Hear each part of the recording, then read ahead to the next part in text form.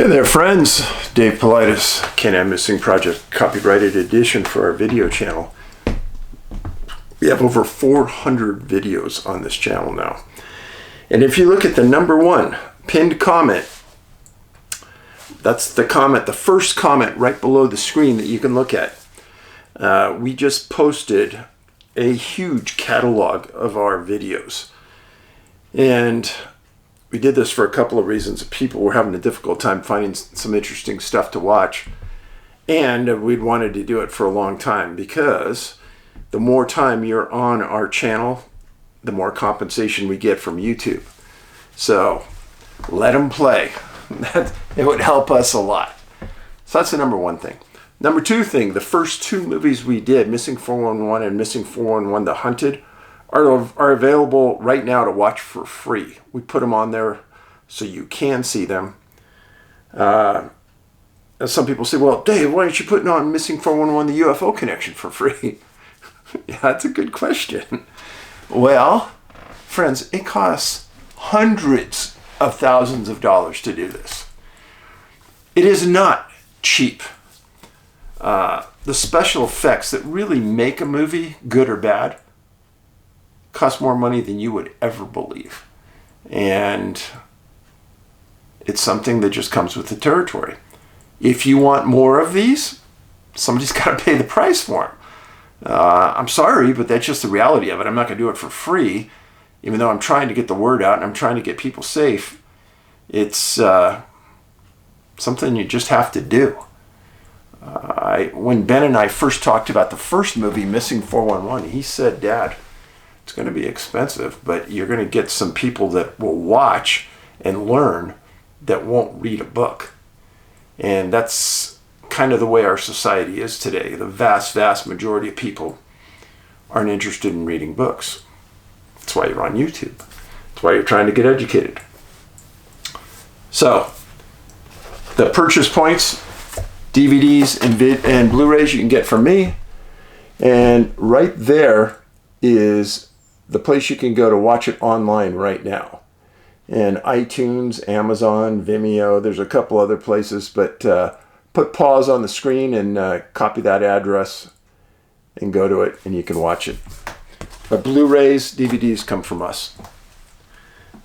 Now, when I say, I don't pump things unless I really believe in them. And I really believe what's going to happen January 12th, 13th, and 14th in Golden, Colorado. A really, really good friend of mine, Jim Myers from the Sasquatch Outpost, has put together an outstanding program. It's going to be myself and Harvey Pratt and another surprise individual from the Native American world that's going to come down and talk. And we're going to do an all-day conference on Saturday. Friday is a meet and greet, but Thursday is the one that's going to be really fun. Only the second time ever I've ever publicly shown Missing 411, the UFO Connection. And private audience, you're going to have to prepay to get in and show the movie. And then we're going to sit down. As long as it takes, we'll go through every question everyone has. And I can tell you that when we did this at every premiere, it's one of the best parts of the whole program, is hearing what you guys think and listening to the questions that you guys come up with and sounding and listening to what a buffoon I can be trying to answer them. But no, I really like those, and that's why I offered to do it for Jim. And I like the town of Golden. If you've never been to Golden, Colorado, it used to be the headquarters of Coors Beer. And there's a Coors brewery in Golden. And when we lived there, it's one of the best tours I've ever taken. They give tours of the Coors brewery. So come a couple days early, take a tour of the brewery, spend a couple days walking around downtown Golden. It's the coolest little downtown ever. And Angie and I love it. That's why we're doing it. And Jim's done a great job putting it together. So that'll be really, really fun. So, Missing 411, the UFO Connection. I spent some time yesterday I happened to be somewhere where they were going through some work. I had to sit there and wait, and I was looking at the comments that were placed on Amazon. Whew, wow, thanks, people. I've asked everybody I talked to, I'll ask you again, that if you've seen the movie, please go and place an online review. Facebook, Twitter, Amazon's the best. The reason being is that people go and they read about the movie, books, etc. on Amazon. If you've bought one of my books, if you've watched one of my movies, I'd appreciate it if you went to Amazon, because people, before they make a point of purchase, wherever that is, they read the reviews on Amazon. And they're stellar. And I'm humbled. Again, one of the most common comments is, Dave, I've watched it 2, 3, 4 times. One guy said they've watched it 5 times. And there's a lot of things in there, folks. It's not a kickback Disney-style film where you can just go through it and not even pay attention and have a good time. You got to pay attention. This is a thinking person's movie. If you don't want to really think about the topic and you really don't want to learn, I would say don't watch it. And I'm being serious about it. It's an important movie in my mind, and I'm pretty proud of it. So thank you for the comments that have been posted till now. So today we've got 3 missing person cases that we're going to talk about. They're interesting, to say the least. And let's get to the comments, letters. Hey Dave, I purchased and ordered your new film. I purchased a DVD from you, but I couldn't wait and I had to order the new film. Rented it last night. Outstanding. Looking forward to receiving the DVD so I can watch it over and over again. I am a retired award-winning chief photographer and editor with 20 years working for CBS. I know the hard work that goes into making a film. You, my friend, hit it out of the park. 5 stars. Thank you, DH. I don't know you, but thank you for the kind comment. Second email. Hi Dave, I'm watching your videos for 1.5 years now, and I've been moved by your passion and compassion toward the villagers and mental health. I've struggled with depression since I was 9 years old, I suspect. It hit hard when I turned 20, and it's been hard ever since. I'm now 59, and thanks to medications and counseling, my depression is managed. I say managed because I'm a nurse, and I know nothing is ever controlled like pain, depression, anxiety, bipolar, alcoholism, or other conditions and addictions. Never controlled or banished, but can be managed with proper treatment. Keep your voice loud and strong. Your message is super important. I watched your new movie last night. My jaw almost hit the desk when you went into the story from Wyoming, especially with Carl Higdon. I grew up in Wyoming, Rock Springs for 6th, 7th, 8th grade, and in Rawlins through my high school years. I was a good friend of Carl's son and heard this incident directly from the family. Carl was ridiculed and scoffed at until similar incidents happened to others. My family spent many years camping, hunting, riding horses, and generally tramping through the Medicine Bow National Forest. My brothers and I watched odd lights in the sky, in the night sky, some making impossible directional changes and moving at speeds that were not humanly possible. Crazy stuff, but never questioned by our parents because they had seen them too. In the movie, we present reports written by the Air Force about their observations of UFOs in this area.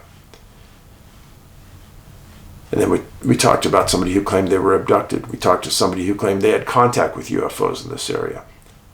This is in Wyoming. Yeah. Keep up the great work. It is so important for people to know and understand. It was so heartbreaking to hear about the loss of your son to suicide. My wife attempted suicide several times, one of them nearly successful. She was on a ventilator for 4 days while the overdose of medications ran their course due to them not having any reversal agents. It was horrible. I can't imagine the loss. My wife 2 years later gave birth to a beautiful baby boy. Sadly, he died of SIDS when he was 5 months old. We were never able to have another child. Parents should never have to bury their children. I suffer from PTSD from things experienced while working as a nurse, and also due to performing CPR on my own son, then having to tell doctors to stop the code. Not something I wish on my enemies. As a former law enforcement officer, veteran of the U.S. Army Military Corps, MP investigations, I salute you for all you have accomplished. Keep it up. Stay strong. Follow the path. God bless you and your family. It is good to see you now have a furry best friend. It has changed you, and it is wonderful to see. I've rambled enough. Thank you.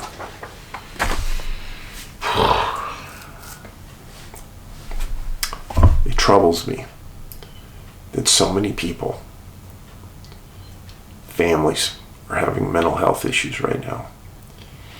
And as we are rapidly approaching Christmas and other holidays and festivities,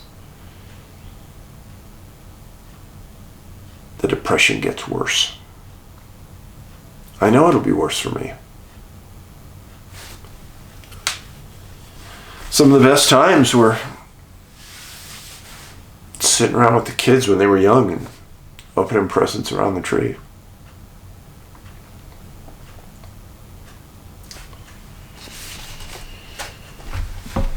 Next letter.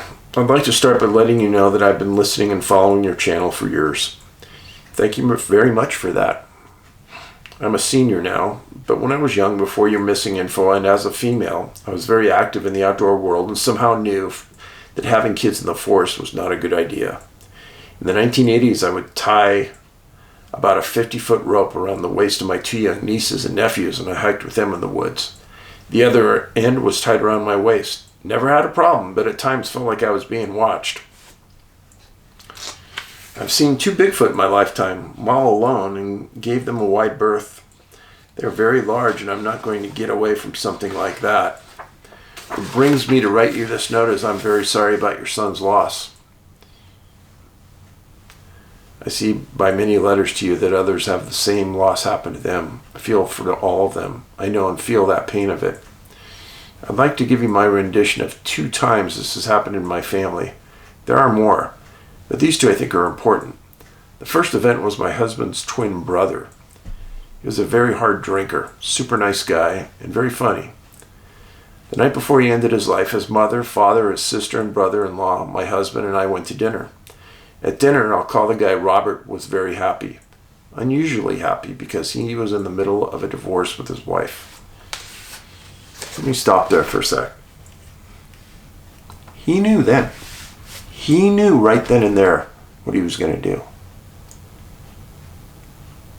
Because when you get that point in your life where you know you're going to end it, it's a joyous occasion. Because you'll be free. It's hard to understand. Because all the trials and tribulations in life are going to end. And you're in command. Nobody else is. You're deciding for yourself that you're going to end your life. And at that point, you're thinking just of one person, you. But it's a freedom. Because for your whole life, that person's been thinking about suicide. And now he's come to a point where he knows, I don't have to think about it. I'm comfortable with it. I know what I'm doing. And they're going to go do it. This has been explained to me so many times. Now again, they're not talking to anybody about it. They don't want to talk to anybody about it. And they're not thinking about anybody but them. He had 2 daughters, one 9 and 16 at the time. The strange thing was he was acting like there was no problem, like with no emotion. I think this is a key thing to notice, like overwhelmed to the point of being numb. This was in the 80s and we were all at a restaurant. He talked about his wife divorcing him and then mentioned his house was leaking water in the basement, how much that would cost, how he could not really afford to fix the problem. He was to get the house after the divorce, but his wife would get the children, and he said he couldn't afford it, etc. My dad sold construction heavy equipment. I told him I would get a dump truck with a backhoe, dig out the dirt by the foundation, fix the concrete with tar coating, and put the dirt back in. Simple fix, no cost, easy to do. He seemed relieved and agreed. Still no emotion, just smiling like everything is great. The strange thing that occurred was he had things in his pocket. He handed them to me and said, I want my daughters to have these things. He said their names, but they're still alive, so I won't say them. We all had a nice dinner, and Robert had hard alcoholic drinks at dinner, like 3 or 4. I don't drink, and I thought that was quite a lot. Everyone went home, and the next morning an explosion of phone calls happened. I get a call from my nephew. Robert had unalived himself. A few days later, people from the post office, Robert was a postman, said to my husband that Robert told them he was going to kill himself because of the divorce and all of his problems. The folks he told tried to convince him not to instead of contacting someone. There is the issue right there. Well, I can imagine how they felt after the deed. They may always wonder how they could have done something different instead of what they do. Sad for all of mankind. If I knew what I know now, everything about that dinner was a red flag. The next story hits closer to home. Let's stop there for a second. Like I said, when you get to that point that you're going to take your life, nothing else matters. Nothing. I'll tell you a quick story. I was a policeman in Fremont, California. I was the youngest policeman in the police academy. I was 20. I got out of the academy, I was 21, and I was riding with a training officer named Bob Aaronkiel. A great man. He's still alive. Great man. And he took me under his wing. Second week I was riding with Bob. We get a call. We're working day shift from 6 in the morning till 3 in the afternoon. Call comes in at about 2:30.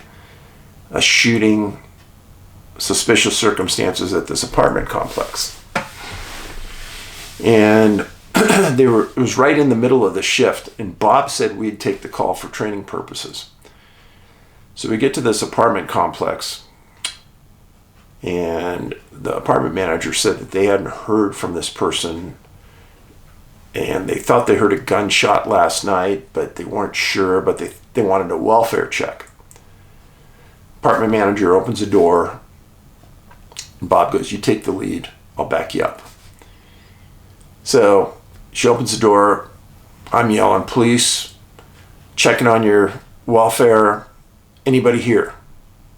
I scream it 3 or 4 times, nothing. I got my gun out.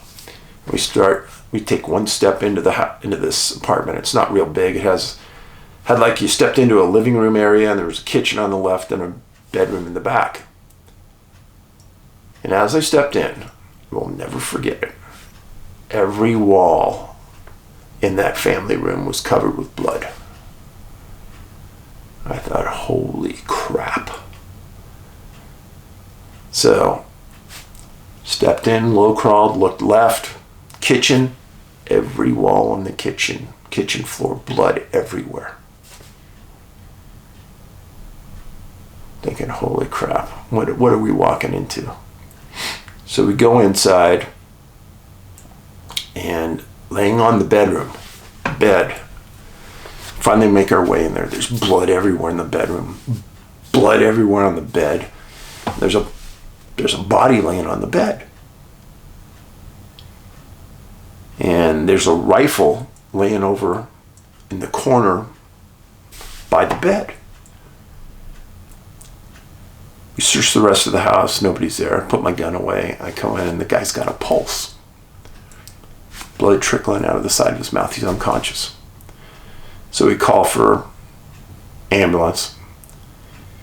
And very young guy. I'd say he's probably 20. And the ambulance transports him to the hospital.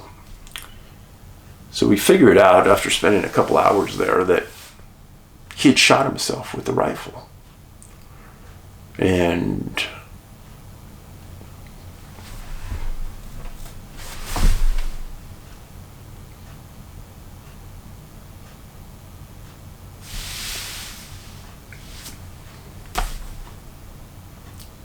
got his wallet. Found his folks' address and phone number. Talked to Bob. Bob said, yeah, I think we ought to call him.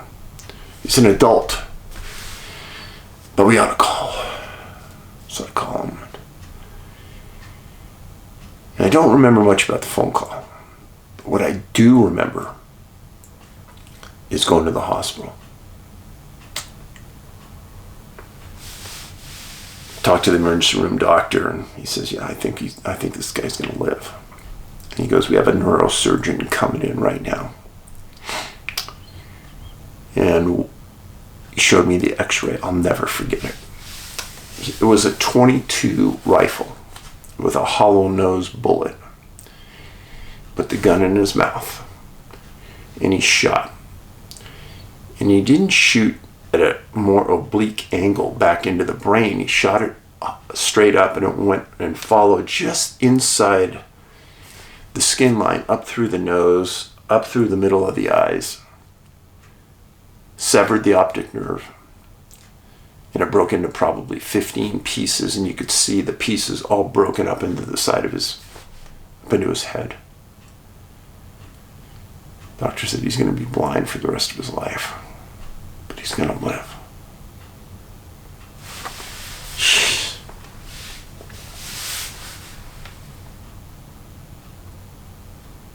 What was strange is that was the first time I'd ever handled an attempted suicide as a policeman. And here I am looking at somebody that's about the same age as me. I never talked to him. He went straight into surgery, wrote up the report, went home that night.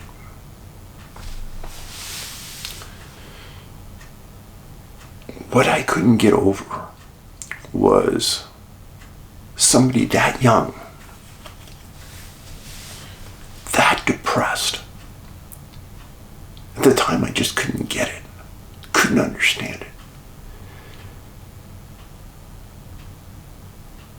And now this person is going to live the rest of his life blind over a decision he made at a young age.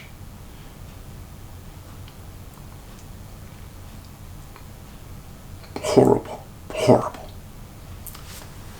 I do remember his parents were just devastated. That story has affected me my whole life. It's right there, and I could never forget it. Unfortunately, there's tens of thousands of those stories. And there's more of those now than ever before. And then you read in the newspapers that Canada is approving assisted suicide for people. And they wanted to do it for people that were even compromised on mental health issues. In all my career, I can't tell you the number of times I responded to people with mental health crises. Men, women, kids. And how many times I had to put them on a mental health hold, a 72-hour hold, to forcibly be seen by a psychiatrist. I never felt bad about that, ever. And the rule I always had, when in doubt, write it out. Meaning, if I had any doubts about whether to put the hold on the person, do it. Because I never wanted to hear later on that that person took their life. And maybe I could have saved it by putting them on a hold. I just would do it. Never got any ramifications about any of those decisions I made. Hopefully I saved some lives by doing that.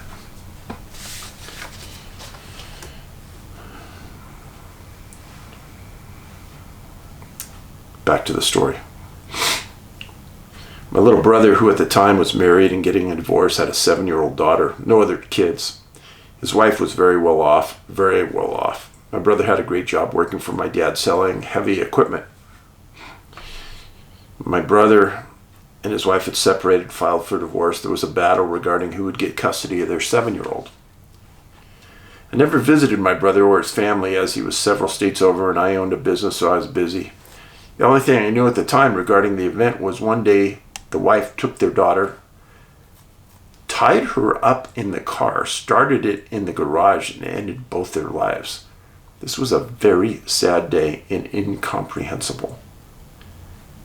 I found out a long while later from my dad that him and my stepmother were on their way to see their granddaughter, my brother, and the wife the next day, which would be the day of the event, and was called and told that the wife was not to come. Even though this visit was planned for some time, they were only a state away. My dad also told me that while he was talking to my brother's wife, he felt something was wrong, very wrong. He couldn't place it. My dad was always very tuned in with folks and knew when things didn't seem right. They did not go to visit and went to a hotel. My dad called my brother's wife's father and told him that something was wrong with his daughter and that he had just spoken to her on the phone. They were supposed to go visit the next day. My dad told the father to go over to the house and help her or get someone over there to check on her and find out what was going on. The father blew it off and said she was fine and blamed my brother. The dude never sent anyone there or called his daughter. My dad was livid. This girl's father didn't do anything. Over time, all these years, I saw my father become a different man. His heart was broken. He was unable to help his own son's family, even though he tried with all of his might. My brother is elderly now, disabled as he had a stroke some years ago. I always think his stroke was from a broken heart. He goes faithfully to his daughter's gravesite every year and apologizes to her. I wish I could take his pain away. My closing thoughts are this. Please, if anyone tells you anything and it seems a bit off, don't let them go alone. Get a family member to listen to you. Don't just agree with them. Call a doctor. Do something. Anything to help them. Even if a family member says they're always like that or don't worry about it, don't listen. Trust your gut. If someone at work tells you a fellow worker said they were going to go kill themselves or even jokes about it, call someone. Write a report and hand it to someone. Get help. Get people to help you do this. Call for a welfare check and let the officer know who the person was. Call a suicide hotline and have them help you. This was not available to us in the olden days. Just please do it. Families are being crippled by these events. I'd rather make an error on the side of being too cautious and appear like a fool than to have this on my mind with the rest of my life. Something that I heard and I did not listen. To do anything is better than doing nothing. Like you said, be kind. We don't know what folks are going through and enduring. Lend an ear. Really listen. Amen. Amen. Perfect advice. All right. Hey, Dave, glad you have a successful new movie. I plan on watching it when I get the time to purchase it. I recently was on a night hike with my brother on Marble Falls Trail, which is located in the Potwisha campground just inside Sequoia National Park. We're about 3 miles into the hike when we spotted a high dollar drone stuck in a tree. Let me tell you, if the National Park Service sees a drone up in a national park, you're going to lose the drone and get a $5,000 fine. Do not fly drones in national parks. The whole time we could hear the roaring of a tributary to the Kiowa River down off to our left. We continued on for about 100 yards farther when all of a sudden we experienced a loss of sound, a complete loss of sound.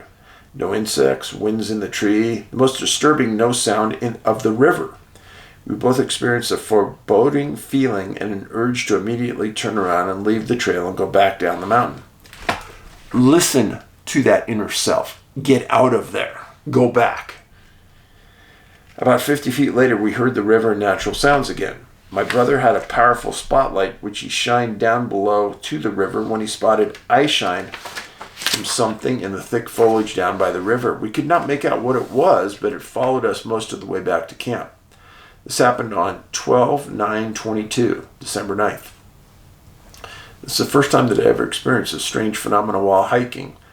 The nighttime made it much worse. Really love all your work. Hope your upcoming Colorado conference goes fantastic.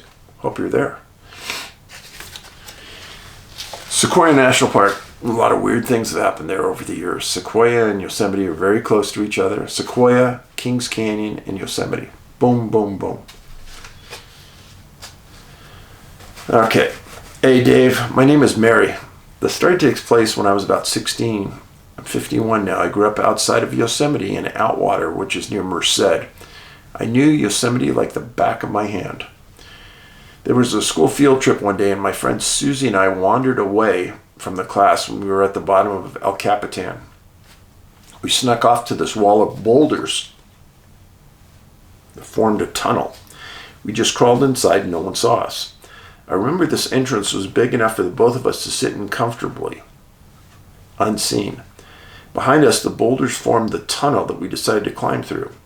It was wide enough for a person. It was perfectly enclosed. We ended up climbing out to a cliff where the trees are on El Capitan, which was on the edge of a drop-off. When we climbed out, the first thing I saw was a big bloody rib cage on the ground in front of us. There was no flesh on it, no other body parts around. I got scared and ran straight ahead to a group of people, which ended up being our class. It took us just a few minutes to climb up, but we were pretty high. I don't know how we got up so quickly. But when we went back to the base of El Capitan, we couldn't find the entrance to that tunnel again. It had disappeared. There was nothing there. That has always bothered Susie and I because it was weird that we couldn't find it again. But we looked everywhere and it was like as though it never existed. I always called it Bigfoot's Tunnel, and to this day there was never been such a tunnel there. I'll never forget it. It was easy climbing and seemed to have been there, or been made. When we were told others about it, nobody believed us. They did wonder why we were running, and the teacher asked us where we just came from, and we pointed towards the cliff, and we were told it was dangerous over there and not to wander off again. But anyways, there is no tunnel that is on the side of El Capitan that is made of boulders. But how did me and Susie find it and climb up it? Here's a little advice. When you're in Yosemite and you're on El Capitan or any of those giant granite walls, do not stand near the base of the wall. There's rocks and things always falling. If there's an earthquake and you're standing there, you're dead. Because all you have to do is look around if you're anywhere near the base of those giant granite walls, and there's huge boulders everywhere falling. Where did they come from? Up there? Yeah, I learned long ago, don't stand there. Then another time, me and my three friends were driving around Yosemite for the day. We found ourselves driving up a mountain heading away from Yosemite when we realized we needed gas. As we just passed a gas station about 5 minutes before, so we pulled over to the very next viewpoint. And there was a white van and about 6 men all wearing shorts and tank tops dressed the same. And they were carrying what looked like a body rolled up in carpet. They stopped and stared at us. Then one of them walked towards the car and I asked him where the gas station was. I knew we just passed it, but because whatever they were doing looked strange, I wanted it to seem like we were just pulling over to ask where to find gas. And the guy told us to keep driving forward the opposite way of the gas station. They looked like Ken dolls, very surreal. We did go straight and we were followed all the way till we got home. When I got home, I looked out my window and saw the shadow of a man wearing a brim hat behind the fence in my backyard. I told my dad that we were followed home and that someone was outside near my window. My dad went out, looked around, saw nothing. Then we got phone calls that when answered, the caller just hung up, and sometimes there'd be a fax-like sound on the other end. My friends told me they saw people outside their homes too. It was scary. I'm just glad the gas gauge was broken and we had enough gas to get home without an incident. I don't know what became upon what we came upon, but it was Stepford wives' feeling mixed with Men in Black. These men seemed like robots. They all looked the same and had a strange smile on their face. Anyways, I thought I'd share the encounters. Yosemite is a strange place. Yes, it is. Next letter. Hey, Dave. Good morning. How are you doing? First of all, I want to say thanks for everything you do. Your critical analysis and research is what's given me the tools to talk about these subjects with skepticals and actually make them think a little outside the box. I've been following your work for some time, and I have to say that it always blows me away. I wanted to share a very particular story with you that happened to me, which I think is worth talking about. A little about me. I'm 33 years old from Caracas, Venezuela. I moved to California 4 years ago this December, the best decision I ever made. As far back as I can remember, I've been fascinated by the mysteries of the universe and always believed that we are not alone. I used to do my own research on the matter and would analyze various videos from different sources. One of the best sources that I liked was the ISS feed from NASA. If you go to their webpage, they have a live feed and also post some video highlights. About 10 years ago, I was checking one of the NASA highlight clips. This was like a minute-long clip, and the 20-second mark was of the video. You could see an object leaving the atmosphere at very high speeds. I watched it at least 20 times because I couldn't believe my eyes. There was the comment section. I decided to add my feelings. I wrote something like, if you check the 20-second mark of the video, you'll see a UFO leaving Earth's atmosphere. I'm being really honest here in the time frame I'm going to give you. I was going to post the video on a page I use to upload stuff that's called LiveLink. Not 5 minutes had passed, and NASA deleted my comment and edited the part of the video leaving the atmosphere. The speed at which they modified the video was astonishing. To be honest, I haven't shared this story with anyone. I'm very certain that would be met with ridicule. On a final note, during my research, I would read lots about the NASA cover-up of the UFO phenomenon. The most interesting story I read was that hacker named Gary McKinnon. He was responsible for one of the biggest military hacks in U.S. history, hacking the Pentagon, NASA, etc. During his hack, he said he saw pictures from NASA that had UFOs in them. He is currently being extradited to the U.S. for trial. Something is going on for sure. I do hope that one day we have a clearer picture of this. Once again, thanks again for your time. Yeah, I'm 100% sure that NASA's not telling us the truth. I mean, come on. No biggie there. Hey, Dave, I'm not alone when I say I look to you as a father figure. It's not that I don't have a dad. I do. It's just that he has never been much of a father to me, and you have the qualities I wish my father had. Well, I'm humbled. Thank you. But understand, I'm sure there's people who think I'm a horrible dad. I was a horrible dad. People who think that I'm worthless. It's all in the perception. Unfortunately. Congratulations on missing 411, the UFO Connection. I was at the premiere in Phoenix with my girlfriend. We had a great time. We thought the movie was exceptional. I asked you and John D'Souza some questions during the Q&A. The whole experience was a 10 out of 10. We also have our VIP tickets for the Bigfoot Conference in Golden, Colorado, and I couldn't pass up the opportunity to see the UFO Connection on the big screen again in January 12th. Truly looking forward to it. Thank you. Oh, it's going to be huge. Trust me, it'll be huge. The UFO experience I had was in Sedona, Arizona in 2015. I went on a UFO tour that guaranteed UFO sightings. I know how silly that sounds given the nature of UFOs. However, it was an unforgettable experience. The woman that gave the tour of a group of 13 of us on the outskirts of Sedona with military-grade night vision binoculars, we saw 25 UFOs over the course of 3 hours. None could have been traditional aircrafts or satellites. Many of these UFOs could not be seen with the naked eye. Some could. All were extremely high up in the atmosphere or possibly in outer space. All were glowing lights. Some had chaotic zigzag patterns at incredible speeds and no way possible for traditional human-made aircraft. All of them at some point sped off and disappeared. Everybody in our group thought it was an amazing experience except one guy who refused to even look through the night vision binoculars. Frankly, I think he was dragged there by his wife and wasn't prepared to actually have a sighting. And why even go? It was incredible and unexplainable. Were those UFOs, aliens? I can't say for sure, but it's hard to imagine that humans were in those craft, lights, or whatever they were. On occasion, the tour guide used a powerful laser pointer to point out the UFOs in the group. On 2 different occasions, she was able to click the laser pointer off and to create a light pattern like Morse code, and astonishingly, the UFOs reported the same pattern back by becoming extremely bright and then dimming very quickly. That seems to suggest some sort of obvious intelligence, wouldn't you think? I've often wondered if the vortexes in Sedona had something to do with the sightings. One thing is for sure, I want a pair of those military-grade night vision binoculars. Thanks, Dave, for all you do. Appreciate it. If you've never been to Sedona, you got to get there. It's a very interesting place. Really pretty. Do not go in the middle of summer. So, got some cases for you today. And the first one has to do with a plane. This is an unusual story.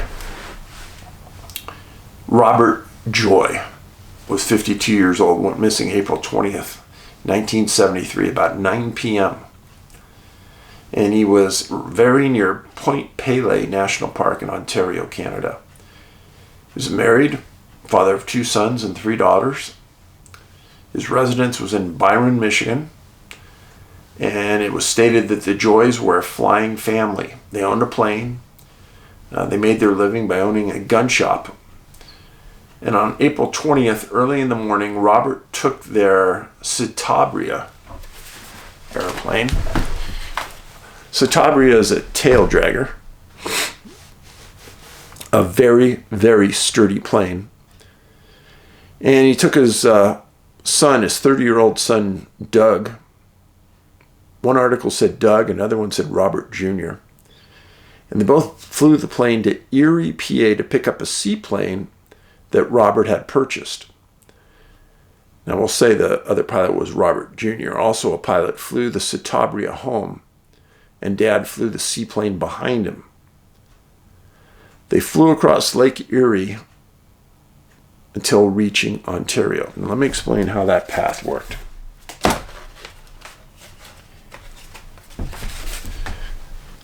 So down in here, this is Pennsylvania, this is Ohio. This over here is Michigan. This is Ontario. And this is the border. This is where they picked up the seaplane in Erie. They flew along, and then they crossed Lake Erie, went over by Point Pelee. Now, as I tell you the story, I want you to get a good feeling, and they were headed to their home airport in Howell, Michigan. Well, the Citabria is the slower plane than the seaplane. Now, Robert knew the seaplane had some issues in the past that were all fixed, but he was going to follow his son to make sure the Citabria made it across Lake Erie in good shape. There were no weather issues that night. There was 1 or 2 foot chop over the lake. Obviously, if Robert Jr. had problems with his Citabria, put it down on the water, and his dad would fly in and the seaplane put it down and pick him up. It's a good plan. So 20 miles southeast of Pelee National Park, 20 miles southeast, so out in this area, Robert Sr. radios his son and says, "Hey, I'm going to pass you, and I'll meet you at Howell so I can get this plane down." So he passed his son. Son saw him. Son said, "Yep, he's going the right direction." And he saw Dad fly by him into the horizon straight towards Howell. Well, at 9 p.m. that night, Robert Jr. landed on schedule at Howell, Michigan, which is right here, presuming to see his dad in the seaplane. Well, he taxied around the airport, couldn't find the seaplane, waited till 11 p.m., and then drove home and told his mom, who then called authorities that his dad was missing. Well, Canadian authorities and U.S. authorities were notified. The reason being is that he was technically last seen in Canadian airspace. Well, the U.S. Coast Guard put out a cutter and a helicopter. Canadian authorities put out a helicopter and a plane. And they started to search that area around Point Pelee, which is right here. And it's, just as a coincidence, a national park in Canada. Now, I should tell you that this area along Lake Erie has several disappearances I've written about, as does this area of Pennsylvania and Ohio. So keep that in mind. Kind of odd that he was last seen right at a national park. Robert Sr. was no has-been pilot. He had 3,000 hours of experience in a plane. His wife was interviewed and stated that the plane they bought was the safest seaplane imaginable, which is why they bought it. Mrs. Joy also said that her husband never would panic, and he was Mr. Stable.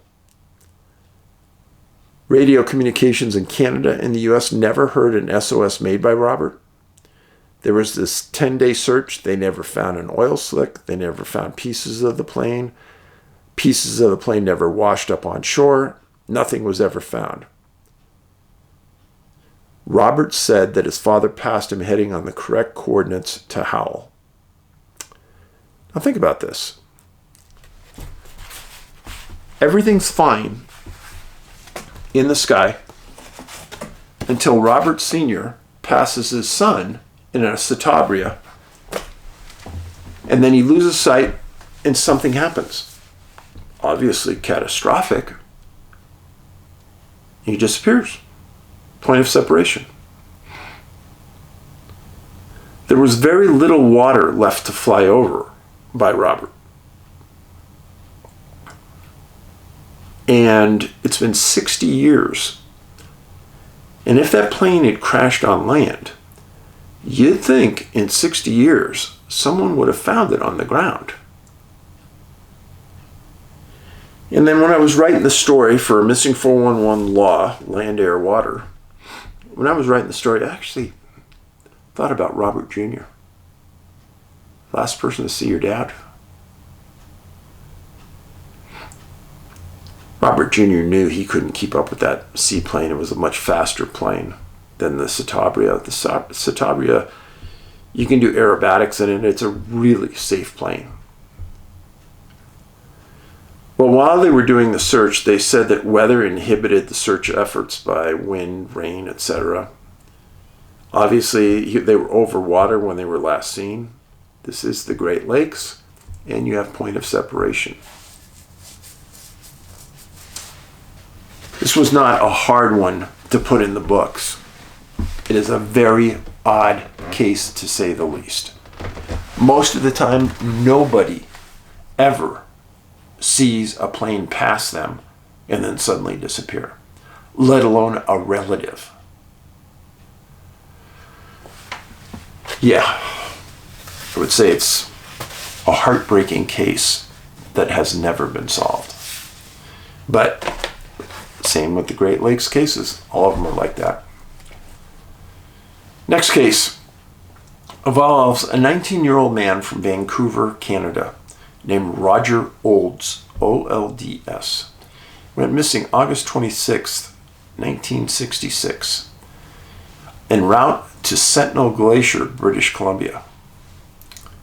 Roger had a friend named Don Harris who was a surveyor for the BC government, and he was working on the Sentinel Glacier with a team of scientists. Well, Dan was a friend, and Roger wanted to come up and visit, so they arranged a time and a date that he would leave to get up there. And the plan was that Roger would leave Squamish, British Columbia, and make the 2-day hike into the location where the crew was at. Let me explain where this is. So this is Vancouver down here. This is Cypress Provincial Park. Now, the drive from here up to Squamish is epically gorgeous. Ben, I, and the family made the trip and drove this up to Whistler when Ben was playing a hockey tournament up there. Never forget how gorgeous it is. But in Squamish, that's where Roger would have started his hike up to Sentinel Glacier. It was supposed to take 2 days. And on August 24th, he left.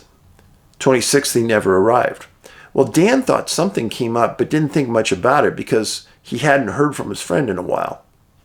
And he thought maybe he just backed out. Well, on September 5th, Dan left the glacier, arrived back in Vancouver a couple days later, and inquired about Roger. Dan was told that Roger had made the trip on August 24th, and Dan immediately called search and rescue and the police, and a 13-day search and rescue started. It was also, by chance, 13 days after Roger Olds was known to have left on the trip. Well, there was a rescue helicopter that was ferrying loggers up into that area. And all of the loggers, there were 20 of them, 10 RCMP officers in the helicopter, all searched. And they walked the trail that Roger was walking. They found nothing. They were stunned that they found nothing. They knew he was carrying a backpack and 10 days of food. So our efforts focused on that area from 4,500 to 5,000 feet. Pretty high for that area. And they tried to fly daily flyovers over the area, but bad weather inhibited those. But they had 50 people working grid patterns most of the time. The trail to the glacier was pretty easy to follow, and there was very little snow on the ground. And then Roger's family got frustrated, and they actually hired a private helicopter to fly the path for several more days. Now, Garibaldi National Park was searched, and that's where the glacier's at. It was searched thoroughly. Nothing of Roger's was ever found. Now, I know that you hear about me telling you, this person's never found, that person's never found. But you never hear me talking about the people that really are found. And the vast majority of times, people are found. And search and rescue is effective. But you always hear the negative side of this from me. But I got to tell you that search and rescue efforts are phenomenally successful. Most of the time, they're around in about 99%. So it's a complete curveball when things go bad and people aren't found. Next story came from Missing 411, Land, Air, and Water. But it's also a story that I wrote because of Missing 411, a sobering coincidence. It involved a young man named Robert Sontag, who went missing May 1st, 2015, in River Falls, Wisconsin. He was an all-American young man. He was raised in the suburb of Minneapolis, an area where a lot of people have disappeared. He attended church regularly. He played baseball, loved to hunt, and loved the outdoors. He was also on the wrestling team in high school. And he was in the Future Farmers of America. He loved farming. And he attended the University of Wisconsin in River Falls because he wanted to be a farmer. Dairy sciences he was a major in. Well, on May 1st, 2015, at about 2 a.m., Robert and a friend went to a local store and bought some alcohol. And then they walked together a very short distance and decided to split up to get back to their rooms. He was last seen at 405 South Main Street in River Falls. Important. So understand where this is happening. Last seen here on Main Street. These are the dorm rooms for the University of Wisconsin. This is the South Fork of the river that runs along the southern edge of the university and the town. And then it flows into this body of water. So he's seen here. He's walking this way with a buddy. They split up, point of separation. Sontag, German. Keep that in the back of your mind. So they split up. Last seen on Main Street. And 8 hours later, Robert doesn't appear in class. His friends call the family. His family calls the university. His room search, he's not there. Doesn't appear that he ever got there. The River Falls Police Department had the investigation, and there's a huge search of the downtown area where he was last seen. So on May 11th, on May 4th, 3 days after he disappears, a body's located on the south side of campus in the river below the dam on South Winter Street, an area that had been searched 3 to 4 times. I say this so many times, it's so frustrating. Body found below the dam over here. He's last seen here in downtown. He's heading here, he ends up here. Opposite direction from where he's going. Makes no sense at all. All of this area near the river is parking lots. So you know quickly that you're going in the wrong direction. You want to be here. Police said that the body had the wallet in the pants belonging to Robert.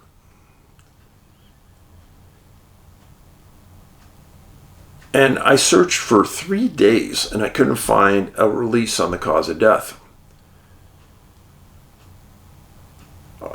Interesting part was all of the articles cited the other stories that I had written about of people who have disappeared at Wisconsin colleges and universities that match this exact profile. Very smart, outdoorsman, athlete, student, alcohol. Now, with Robert, he was German, he was a student, he was found in water that had been previously searched, he was an athlete, and yet point of separation. There's hundreds of these stories. And people, you might be able to just fluff this off in your mind by saying, well, it's a student, he was drinking, blah, blah, blah. Well, hold on.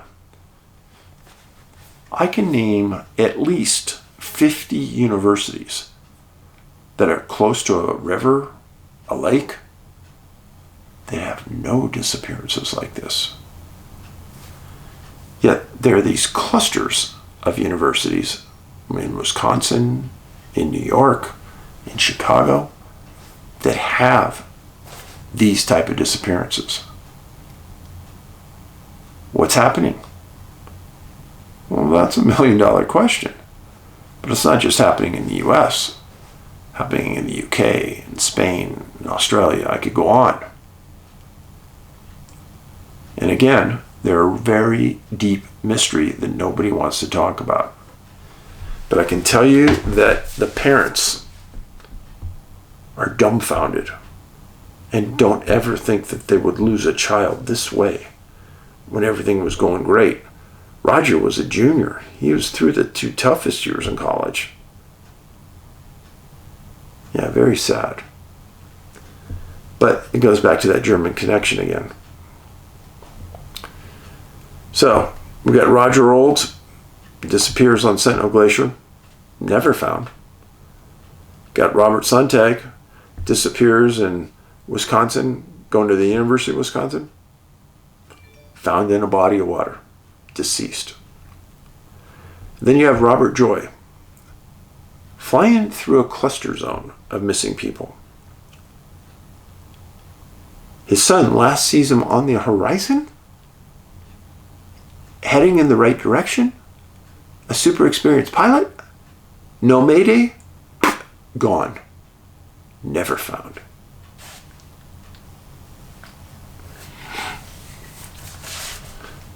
It just seems like I'm a recording that keeps telling you these stories, and they should be sinking in. And the last story I'm gonna leave with you I told you about a story involving a young man named Noah Donahue who disappeared in the UK. He was a super smart young man riding his bike, and he vanished. And he's found days later in a storm water drain under a manhole cover. And there were several things about the story that I told you on video right here, and videos there if you want to go look, that this is a strange case and that you need to pay attention because the profile points match. Well, there has been big demonstrations in the country just lately talking about Noah. The mother wants the reports released so she can understand what happened to her son. In a stunning development, the government has stated that they won't release the documents because of intelligence reasons. What? Intelligence? What type of intelligence are they talking about? Makes me think that we are on the right course, friends. Something they don't want to put in front of the public. Probably because it would scare the heck out of them. Something happened to Noah that day. Something very, very unusual. Kids don't end up in storm drains. I'm sorry, they don't. I do believe that Noah's mom deserves the truth. And I'd do anything to help her get that truth out.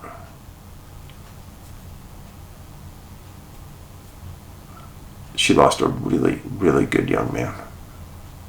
Noah Donahue, UK. Look up the case. Videos right here. Thank you for being here. I appreciate you very much. Please do something kind for someone before Christmas. Anything. Anything. See somebody in a store that needs some help. Maybe go give $10 to the local rescue mission, homeless shelter. It'll give you a good feeling for doing something nice. We all need to be nice to each other. There's too much anger right now in the world.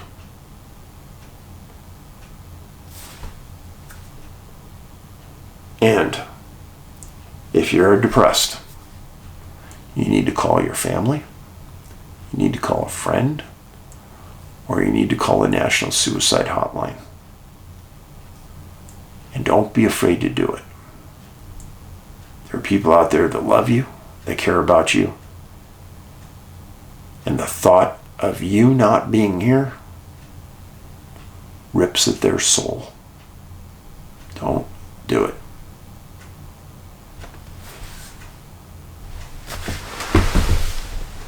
Paulides out.